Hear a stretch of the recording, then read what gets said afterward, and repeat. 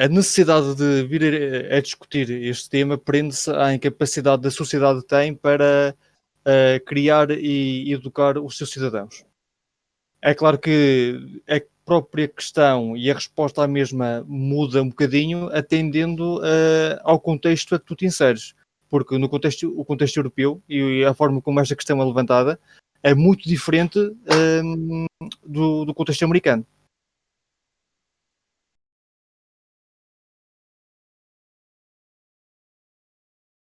Claramente que os designers têm que ter uma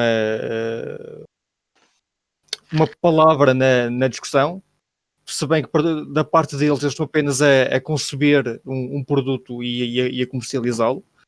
Resta à sociedade em si dar ouvidos à comunidade científica e aos vários artigos que têm vindo a ser publicados sobre este tópico, que, como tu disseste, não é novo, e que mais vezes que não apontam que não existe qualquer tipo de natureza de causa e efeito entre videojogos violentos e comportamentos violentos nas camadas jovens ou quaisquer camadas. E os próprios pais, mais do que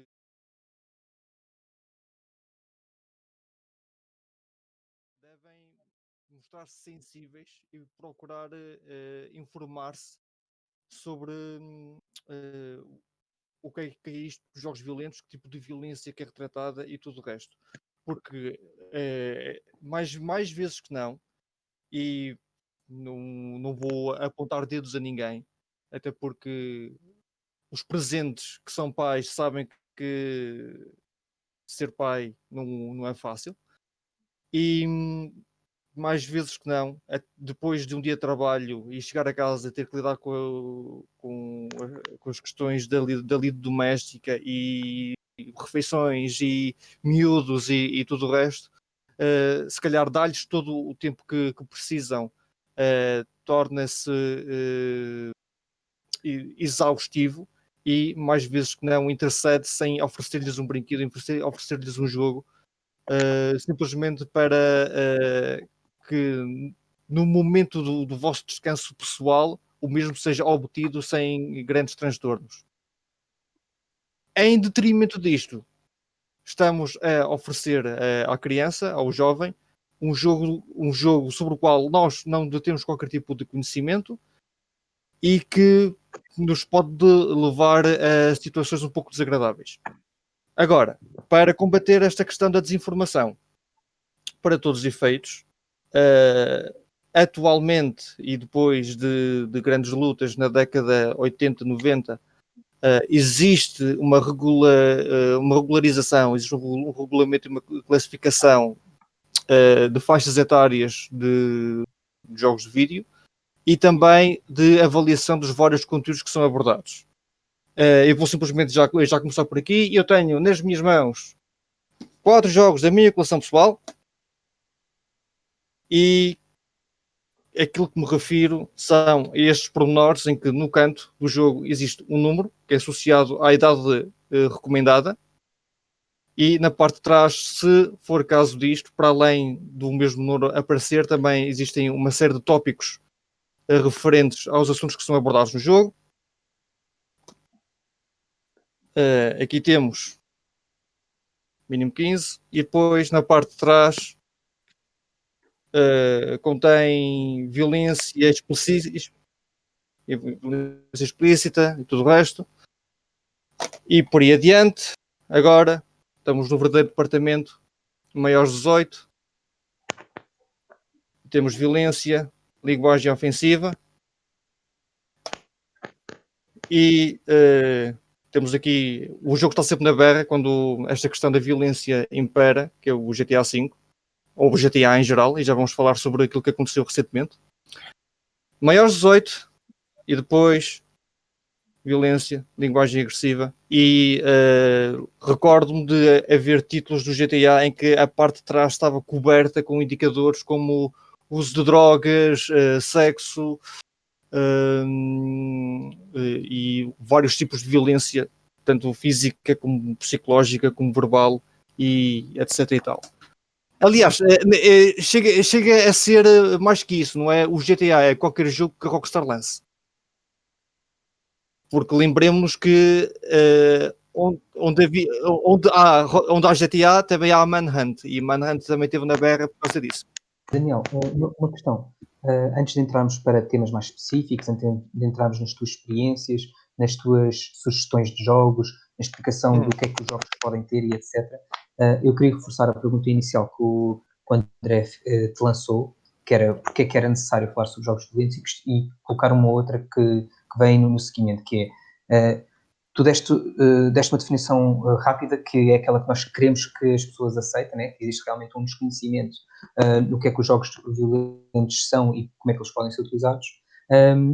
Mas, tendo em conta isso, ou seja, que existe a necessidade de falar sobre estes jogos violentos e que esse desconhecimento é claro para toda a gente, para toda a gente que sabe o que é que os jogos podem trazer, que estratégias é que tu acharias que poderiam ser interessantes para lutar, por exemplo, contra este desconhecimento?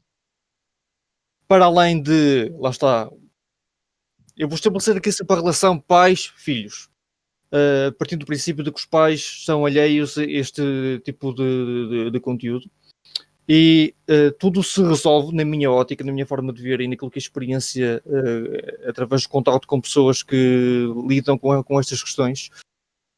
Aquilo que se pode fazer para resolver esta discussão e levar a que a mesma chegue a bom porto e a um terreno de consenso é os pais, mais do que estarem a informar sobre jogos, sobre como tudo funciona e o porquê deles existirem nestes formatos, estarem interessados e a acompanhar aquilo que os filhos jogam.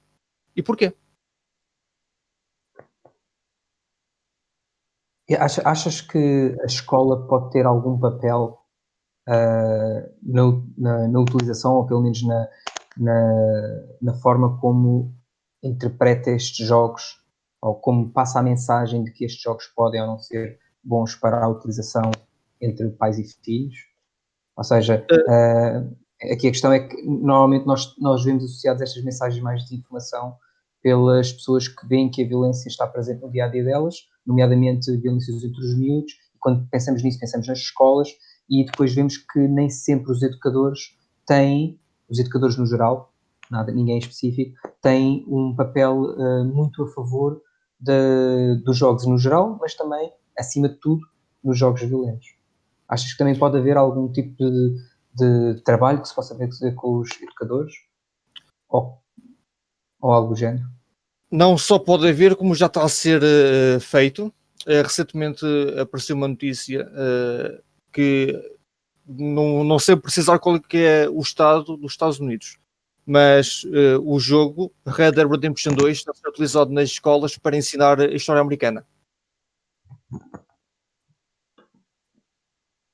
Sim, é um jogo violento, passa-se no faroeste, mas como está assente em alicerces fortes de história e cultura americana, essa valência está a ser sobreposta em detrimento da questão da violência, porque fazia parte da cultura, salvo seja, e está a ser utilizado como ferramenta de ensino. E como esse jogo há muitos, toda a gente sabe que a franquia do Assassin's Creed tem uma grande componente histórica e pode ser muito bem usada nesse sentido. E quem diz Assassin's Creed diz Uncharted, diz toda uma série de jogos que tudo muito bem que tem elementos de violência, tem elementos de hostilidade e tem situações que podem deixar mentes mais suscetíveis, um pouco afetadas, mas atendendo à sua gênese inicial e ao seu fluxo narrativo assente na realidade, podem ser utilizadas como valências na disseminação de conteúdo e de ensino.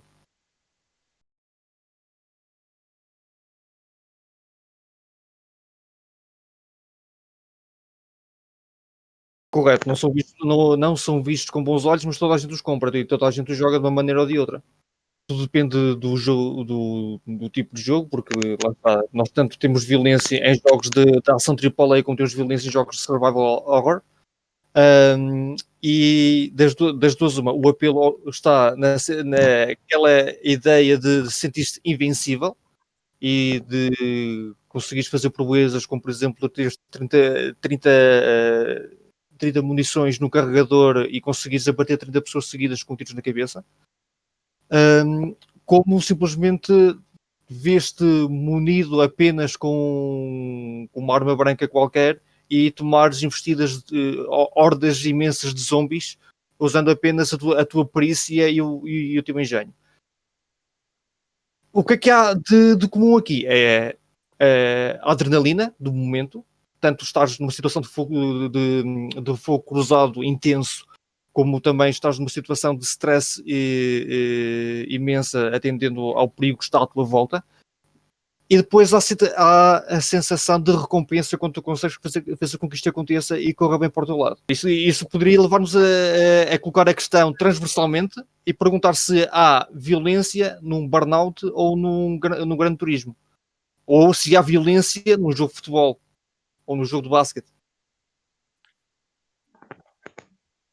Podemos chegar ao ponto de meter um aviso na contracapa do jogo de que há violência no jogo em que na capa está o Cristiano Ronaldo? Quer dizer, há jogadores de futebol a fazer entradas de carrinho e depois meia volta o bonequinho sai lesionado. E poderemos considerar violência ou vamos simplesmente deduzir de que faz parte da metodologia, faz parte daquilo que é previsível de assumir na modalidade que está em causa? Qual é que é o limite que temos que traçar? Eu atrevo-me a dizer que nós, ou que o rating em si é estipulado em situações em que a questão da violência vai para além da proporcionalidade daquilo que é tido como aceitável.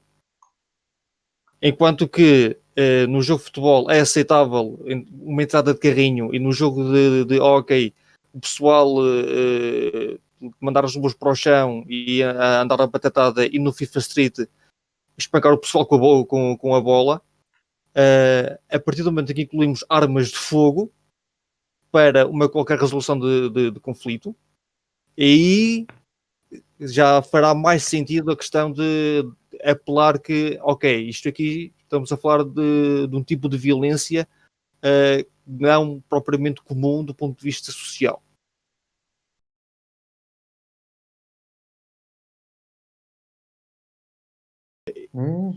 Eu podia dar-te uma resposta épica nesse sentido, mas eu acabei de fazer uma pesquisa rápida e olhar para a contracapa dos jogos da UFC e conta lá violência. O jogo contém violência. Apesar de ser um jogo de uma modalidade esportiva em que a violência faz parte. Ou seja, temos aqui uma disparidade no mundo do desporto. No que toca a videojogos. Em que os jogos de futebol em que há contacto físico não há violência, apesar de mesmo existir, mas no jogo violento, como de uma modalidade violenta que é o UFC, em que o pessoal vê o UFC porque a malta andar a batatada, existe a advertência de que se trata de um jogo violento. Poderias assumir que. Desculpa. Poderias assumir que violência é quando aparece sangue apenas? Muito provavelmente, e por questões de suscetibilidade, esse acaba por ser o fator que aqui é a chave em definir a atenção ou não.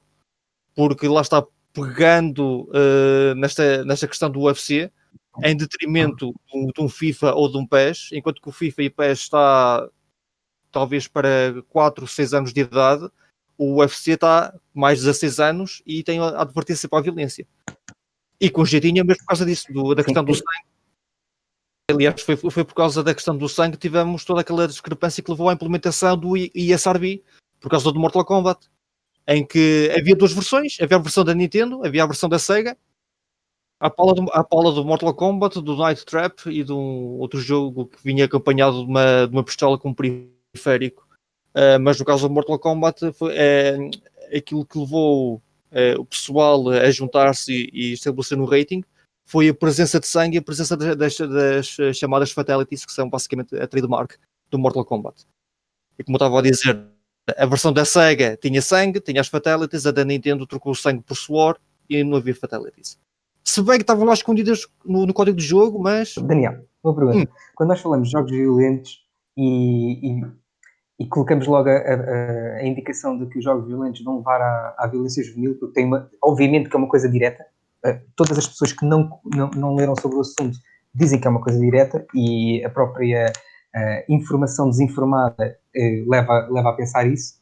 Como é que nós podemos dizer e comparar jogos que têm sangue diretamente, em que a violência é casual, como o André estava a dizer, em que existem mortes à tua frente e que tu acabas por continuar porque não te diz nada, não te diz respeito nenhum, versus jogos que são de conquista, mas que a conquista é retirar coisas que não são tuas a outras pessoas, matando, em vez de uma pessoa, matando milhares, em que o teu objetivo é aniquilares o teu inimigo para conseguires conquistar o teu território para tu ganhares. Ou seja, a mensagem de violência pura com sangue e violência casual versus violência premeditada para um objetivo de conquistar algo que não é meu. De que forma é que, já que estamos a retirar mensagens, porque é que não se fala nos jogos de conquista? Nos jogos em que nós estamos a conquistar as coisas dos outros? Porquê é que isso não sai cá para fora? Qual é que é a diferença? A diferença é que tu nos jogos de conquista não és tu que estás com a arma na mão a fazer coisas. Achas que... Mas a mensagem que tu estás a pensar, ou seja, se pensarmos só na mensagem, que é, tu estás a orquestrar a execução de algo que vai ter aquela vai ser aquela consequência, ou seja, que vais ter pessoas que vão morrer, vão ter territórios que vão ser roubados, e que se tu fores mais fundo na história até podes dizer assim, não, aquilo são territórios que vão ter pessoas comuns que estão a fazer os seus afazeres e que também não têm nada a ver com a guerra em si e que vão ser despojadas das suas posses e das suas terras porque tu vais conquistar.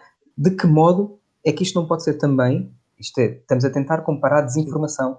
Correto, sim, pode ser nocivo. Porque é que nós não utilizamos, ou porque é que as pessoas que estão desinformadas não utilizam essa informação de comparação com os jogos violentos que causam violência? É óbvio que causa, né? A questão é essa, é que a malta da desinformação foca-se naquilo que para eles é óbvio.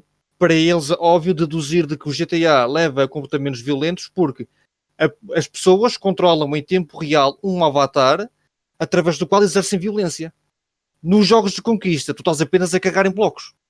E coisas estão a acontecer.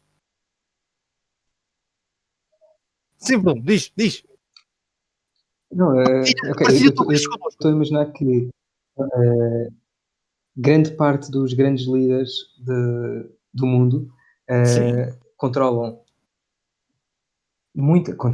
controlam não é uma palavra certa de se dizer, utilizam os seus meios para fazer valer as suas crenças, as suas necessidades e aquilo que eles acham que é melhor para aquilo que representam. E, do mesmo modo que nos jogos nós representamos esses próprios líderes e fazemos valer daquilo que nós achamos que é melhor para o nosso momento no jogo e não temos em conta noções nem da sociedade, nem das leis da humanidade, ou seja, não retiramos desse tipo de jogos qualquer tipo de lição que nos permita fazer valer a nossa liderança no mundo real. Logo, a minha questão é, como é que nós não podemos olhar para jogos que nos ensinam uma determinada coisa ou que nos levam a ter decisões que podem ser tão, não é maléficas, tão pouco ideológicas do ponto de vista do nosso papel no mundo, versus uma em que tu estás colocada num avatar que te representa num jogo, mas que estás seguro, porque nada te vai acontecer, e que estás simplesmente a criar violência por criar. Ou seja, em qual dos dois é que a gente aprende mais? Em qual dos dois é que a gente aprende menos? E porque é que eles, ao nível da desinformação, não estão ao mesmo nível? É isso que me faz confusão. Porque eu consigo ver ou apontar características iguais nos jogos violentos de um e do outro que podem ser tão nocivas na desinformação. Correto. E não consigo compreender porque é que elas não são. E tu não consegues compreender por causa disso mesmo, porque tu estás informado, tu acompanhas a evolução e os vários géneros de entretenimento, os vários géneros de videojogos, e a malta da desinformação tem basicamente a tunnel vision e vê apenas aquilo.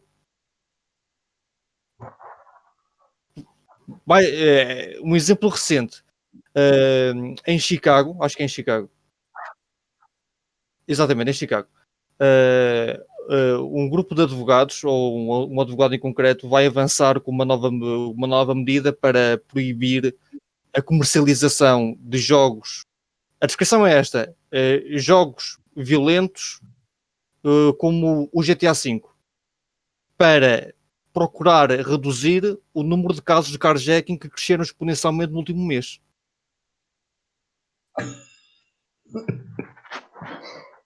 Se formos olhar para a aritmética da coisa, o GTA V saiu em 2013. No caso do Mortal Kombat é mesmo pela questão da violência explícita. E que no que toca, principalmente na altura, à demografia de jogos, era o que se destacava nesse sentido. O GTA é essencialmente por teres liberdade na violência e ser tão realista ao ponto de muita malta que lá está, procura fazer lobbies contra os jogos e acabar com a sua comercialização, vestir a pele de um simulador de homicídios. Porque olha, tu não achas que Mortal Kombat tem uma violência fantasista? Ou seja, agora tu falaste na parte da realidade, ou seja, da violência estar mais próxima do real. Mortal Kombat não estará num espectro em que a violência é tão fantasista que não é realmente violência? A violência do Mortal Kombat é real e explícita no sentido em que tu vês os ossos serem quebrados, vês os órgãos a serem remexidos e isso tudo. Mas é fantasista ao ponto de, a partir do momento em que alguém tipo, te fratura o crânio em não sei quantos sítios, tu não vais estar de pé para combater.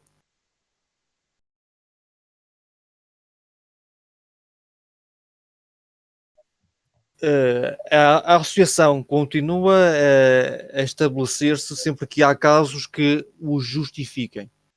Sempre que tu tens um atentado a umas escolas nos Estados Unidos, o assunto volta à berra para voltar a ser enterrado, para nada se fazer, nada se resolver, até que venha o próximo atentado e se volta a falar na Associação de Jogos Violentos e Comportamentos Violentos. Por isso é que eu estabeleci que o paradigma da violência varia muito no contexto europeu e no contexto americano. Todos vocês se vão lembrar que, e este é o caso mais mediático e mais célebre no que toca a violência em escolas e tudo o resto, que é o atentado à escola do Columbine, em que prontamente, depois do caso ser estudado e ser examinado, chegaram à brilhante conclusão de que eles levaram a cabo o atentado porque tiveram não sei quantas horas a jogar Doom.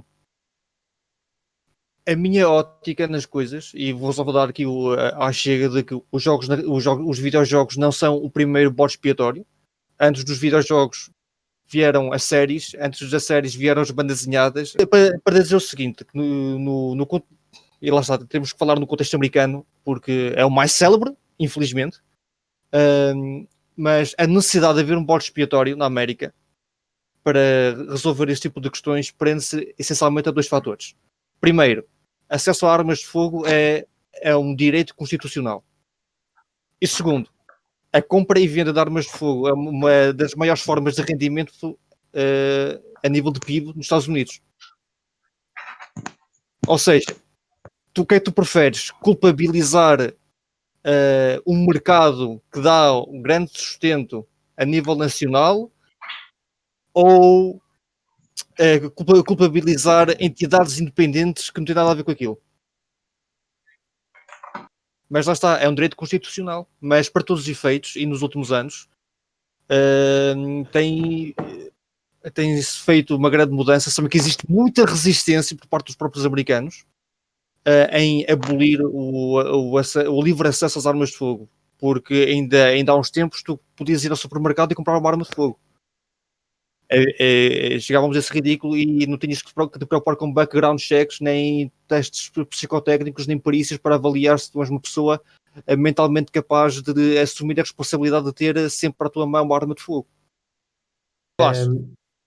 Estávamos a falar de jogos violentos e estávamos a falar porque é que nós tínhamos que arranjar ou porque é que eles tinham que arranjar um hobby para, de alguma forma, tentar arranjar uma culpa para que a violência acontecesse. E vocês falaram que poderá ser que existe uma indústria que lhes dá muito dinheiro e outra indústria que lhes dá menos dinheiro, então vamos tentar arranjar um lobby que defenda a nossa posição.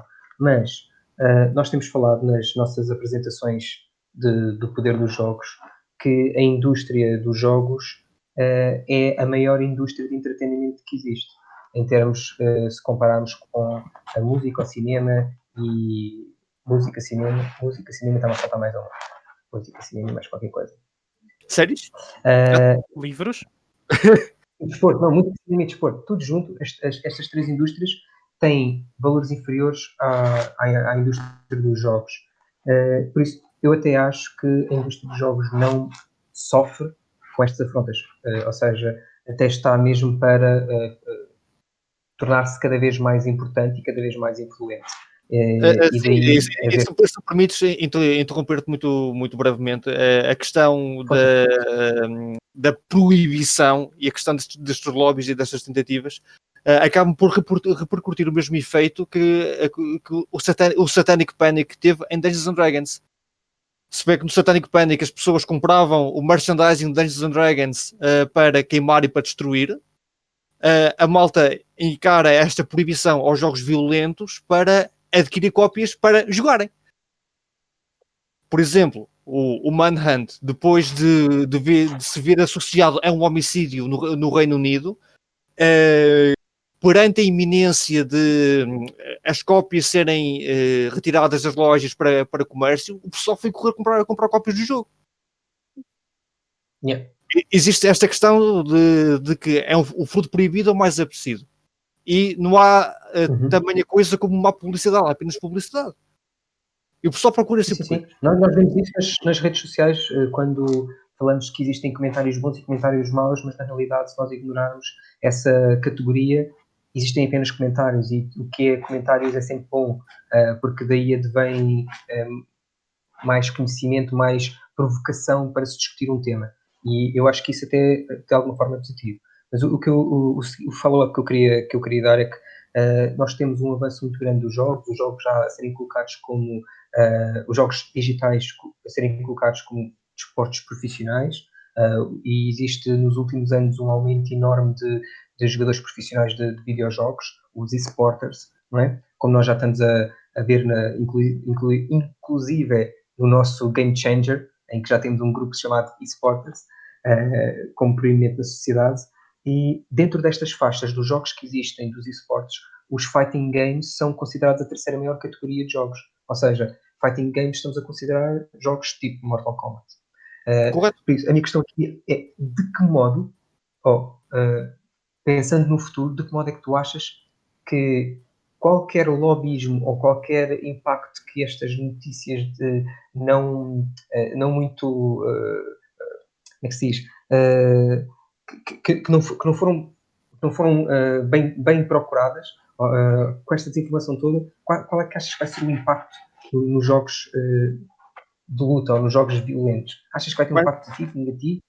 Não vai ter impacto nenhum, porque a comunidade sabe o que vale, sabe aquilo que se pode entrar dos jogos, e cada vez mais se tem vindo, e como o André apontou muito bem, tanto no paradigma americano como no paradigma europeu e consequentemente à escala mundial, o pessoal está finalmente a perceber-se de que não é um estímulo que vai despoltar um comportamento, é uma série de realidades, é todo um background que vai condicionar ou não a prática do ato criminoso.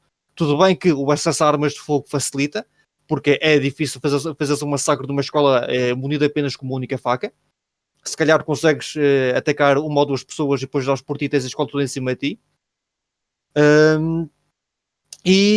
O pessoal está a começar a perceber-se de que é tudo uma questão de saúde mental, tudo uma questão de background, é tudo uma questão de conhecer o histórico da pessoa e reconhecer sinais e sintomas que servem de indicadores para eventuais práticas, e o pessoal já está a começar a perceber-se disto, e sempre que uma dessas medidas, uma dessas notícias vai à baila, a comunidade rapidamente cai em cima disto e a indústria ignora por completo, e os vários estudos que têm vindo a ser criados para deitar por terra estas teorias rapidamente voltam a ser utilizados, se bem que quem avança com estes lobbies os ignora, porque se os tomassem em consideração não procuravam esses lobbies. Mas para todos os efeitos o impacto na indústria vai ser mínimo, para não dizer negativo, porque os jogos vieram para ficar, independentemente do grau de violência que retratem. Sim, tu há bocadinho mostraste algumas das capas que tu tinhas, de jogos que são considerados violentos e que tinham diversos PGs, ou seja, diversas idades.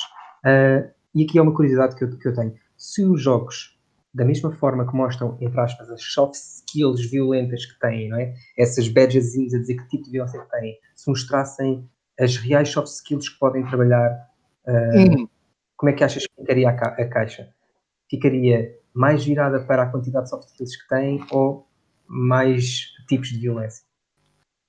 Faz uma comparação de um jogo se achares que estás à altura.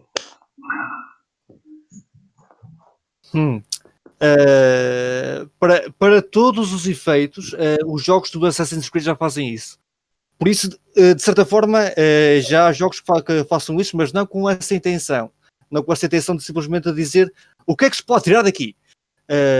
Agora, isso realmente seria uma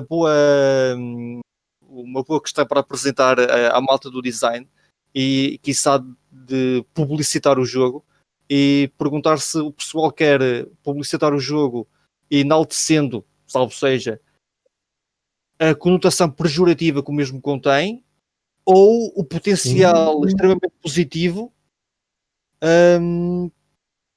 que aquela experiência pode despertar. Isso só é um projeto de elemento. Digo já. Então aponta. Aponta e escreve. De que maneira é que nós poderíamos pegar nas características que um jogo tem e enumerá-las versus aplicar só o que... Por exemplo, que eles têm. vou só dar-te este exemplo. GTA V. Dá para fazer uma coisa que tem andado muito na barra ultimamente, por causa das ações da GameStop. Tu, no GTA V, tu tens o sistema de banca, de finanças. Ok. Mais simples. Diz? Não percebi. Mais simples ainda. Permite-te identificar pontos no mapa e navegares até eles. Que é algo que se aprende no primeiro ciclo.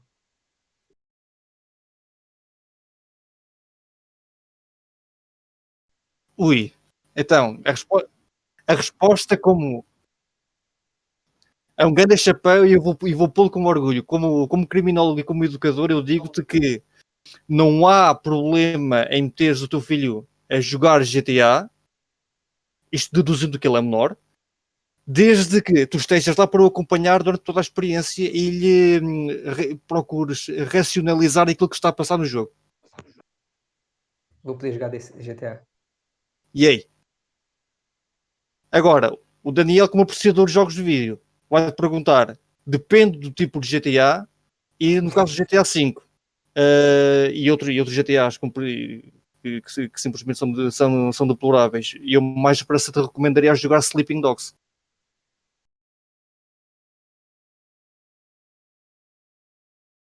A questão dos graus de violência depende da intenção por trás do ato em si. No caso dessa história de chuchar no dedo, na questão do homem do saco, estamos a falar de histórias, estamos a falar de ficção, de experiências que são incutidas e partilhadas com o intuito de passar uma moral e incutir a aquisição de novos comportamentos. Nomeadamente que a malta se porte bem. Aliás, todos nós sabemos que a nível nacional anda a circular o bestiário tradicional português, em que temos lá toda uma série de criaturas que foram concebidas no nosso imaginário para incutir medo às crianças para que elas não adotem determinados comportamentos. Ou simplesmente obedecer aos pais, ou não ir para lagos e para charcos, ou não estarem na rua até determinadas horas. Pronto. Eu acho que isto aqui é o grau mínimo, porque basicamente estamos apenas a utilizar a questão do medo e a potencial agressão que daí pode vir como consequência para obter algo positivo. Depois podemos oscilar para a violência de entretenimento, que acaba por ser aquilo que é expectável de um filme de ação AAA, como o Rambo e afins. E depois temos a questão da violência gratuita e bastante explícita, como filmes como o Saw, e jogos como o Manhunt e está-me a falhar o nome do jogo que saiu há uma série de anos e também que deu muito que falar, deu muita controvérsia. Hatred e Postal. Fácil. Número 1, Silent Hill 2. Número 2, o primeiro BioShock. 3, Bloodborne. 4, Hitman Blood Money. E 5, deixa cá ver. Dragon Age Origins. Agora tens de dar razões. Silent Hill 2. Adoro a história, adoro a imersão, adoro a sensação de adrenalina e de incerteza associada ao nevoeiro da cidade titular do jogo e a forma como a própria história se revela diante de nós à medida que vamos tentando perceber como é que ao fim de 3 anos da nossa esposa ter morrido, recebermos uma carta dela a pedir para nos encontrarmos com ela em Silent Hill, e como é que depois de entrarmos na cidade nos deparamos com ela. Spoiler. Não é spoiler. Eu só tenho uma coisa a dizer.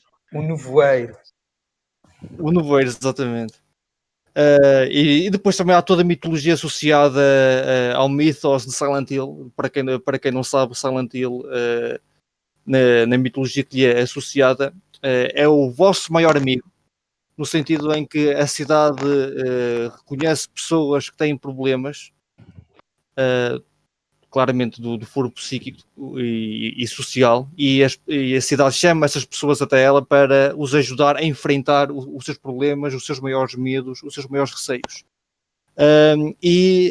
A cidade só vos vai deixar partir quando vocês aceitarem essa realidade e fizerem as pazes com as vossas incertezas, e isso pode demorar uma eternidade. Segundo jogo. Só. BioShock. BioShock é o jogo que eu gostava de voltar a jogar sem saber a grande revelação que está associada à narrativa, porque eu infelizmente quando comecei a jogar BioShock eu já sabia que mesmo existia. O impacto continua presente, mas não da mesma maneira. Mas era daqueles jogos em que eu gostava de ter um ataque de amnésia seletiva para poder experienciar novamente. E Rapture é simplesmente uma cidade fantástica para explorar, e atendendo às boas intenções que levaram à construção da mesma, aquilo que ia muito depressa. Would you kindly? Yeah. Terceiro jogo foi o Bloodborne, na mesma ótica dos 2 títulos anteriores.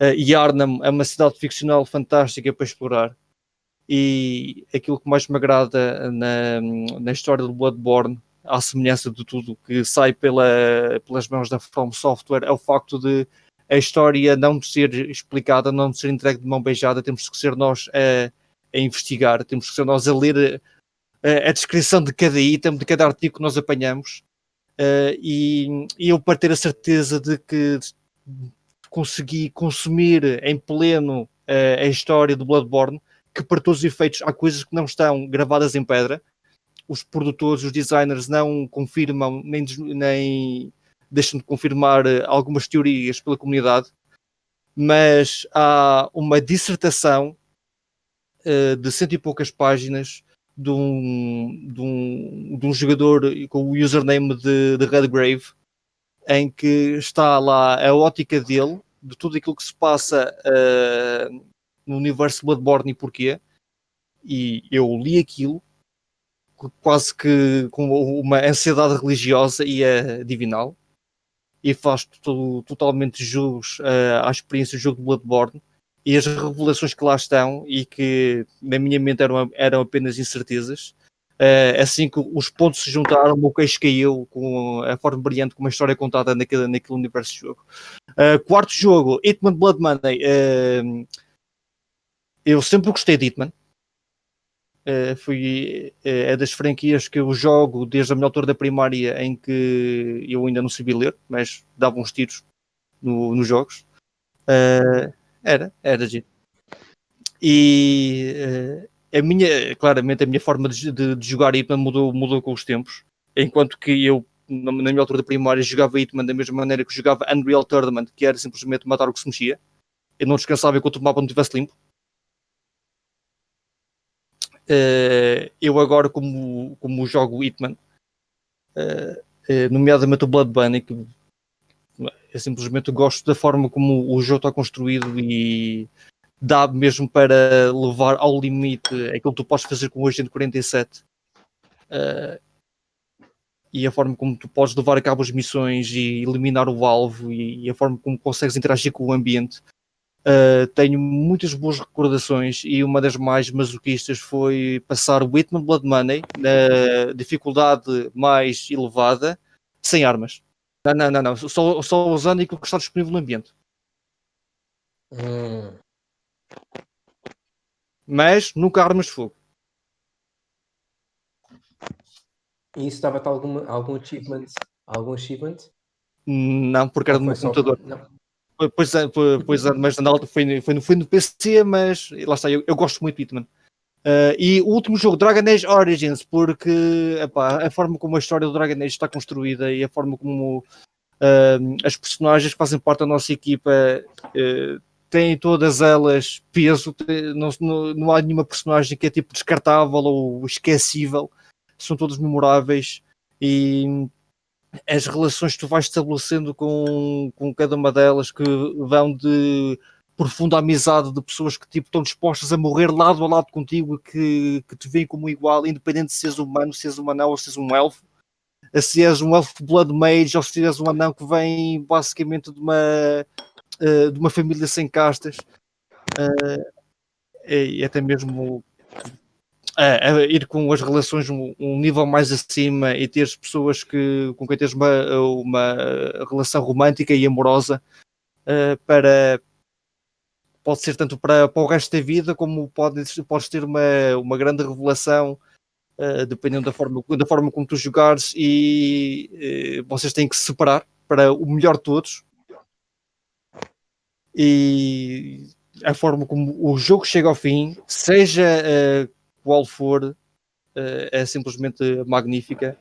Foi uma platina que me custou muito, porque apesar de ser um jogo violento, apesar de, atendendo à lista que eu apresentei, todos os jogos serem violentos à sua maneira, uns mais psicológicos, outros mais físicos, custou-me imenso obter a platina do Dragon Age Origins, porque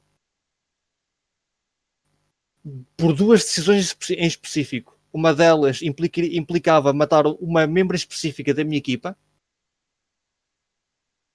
e a segunda consistia em aliar-me a uma tribo de lobisomens e assassinar uma aldeia de elfos. Foi daquelas coisas em que eu fiz, os troféus começaram a aparecer, a platina apareceu, e fiquei basicamente tipo o Thanos a falar com a Gamora. O que é que tu gostou? Tudo.